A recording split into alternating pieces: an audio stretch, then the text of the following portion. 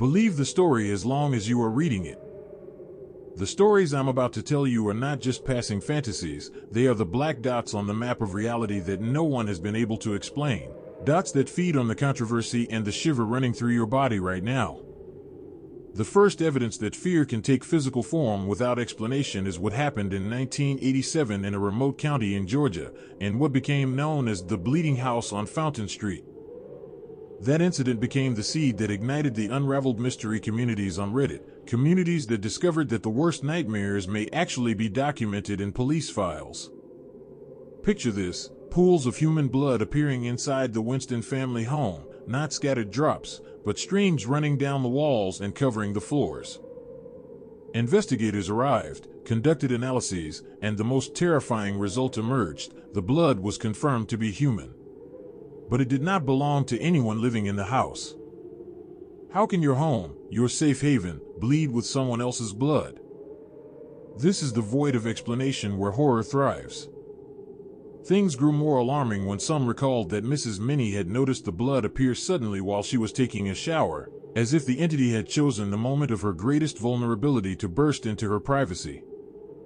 Reddit split between desperate rational theories, like the dialysis patient husband being involved in some elaborate trick, and direct demonic explanations claiming the ground itself was cursed.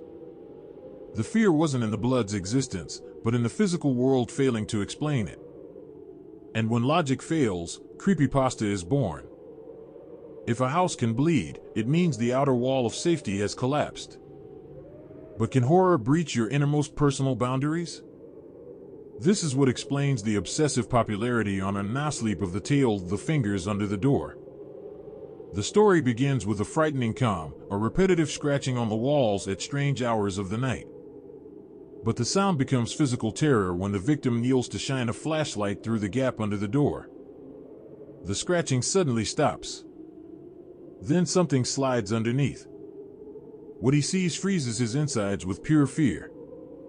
3 thin fingertips, curling against the door frame, twisting slightly in an attempt to push the locked door open. The horror is in the details.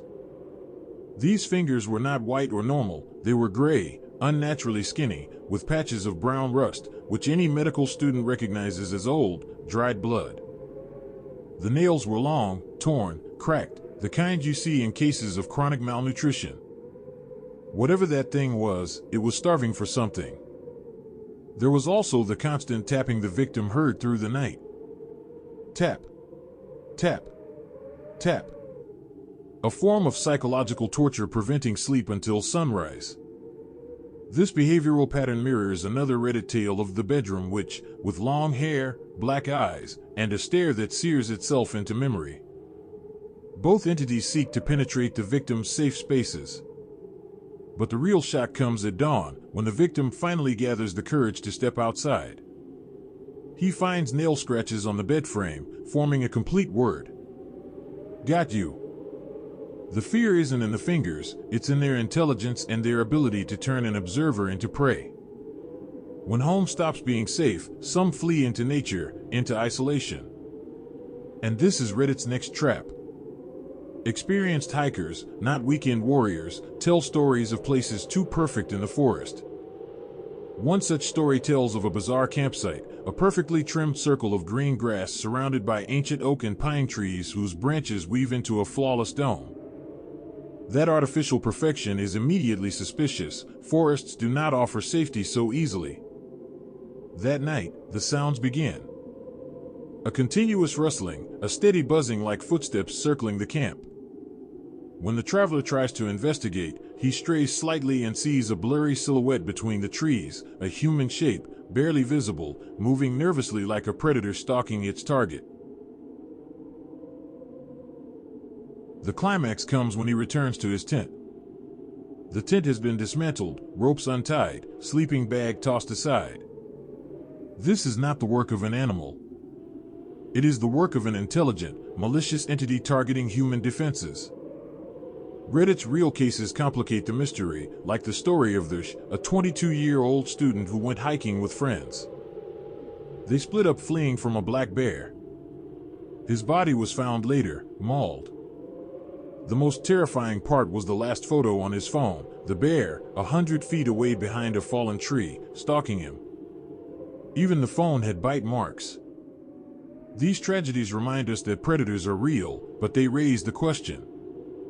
Was the shadow untangling the tent ropes just a clever bear? Or something worse exploiting our primal fear?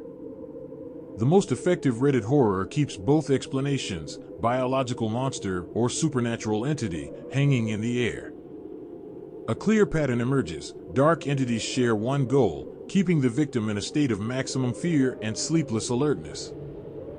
The fingers didn't want to kill, yet they wanted to torture with sound.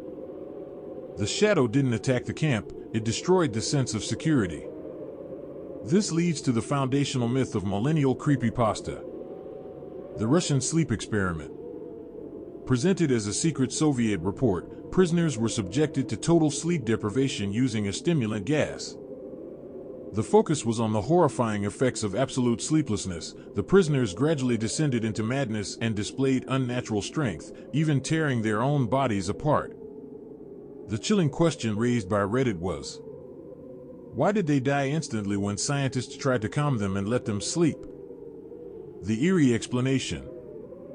They were no longer normal living beings, they had become dependent on forced wakefulness. They embodied the entity that haunts all of us. The thing that feeds on unbearable anxiety and the inability to sleep. The thin fingers smeared with old blood? Remnants of something that hasn't rested in decades. The shadow circling the forest?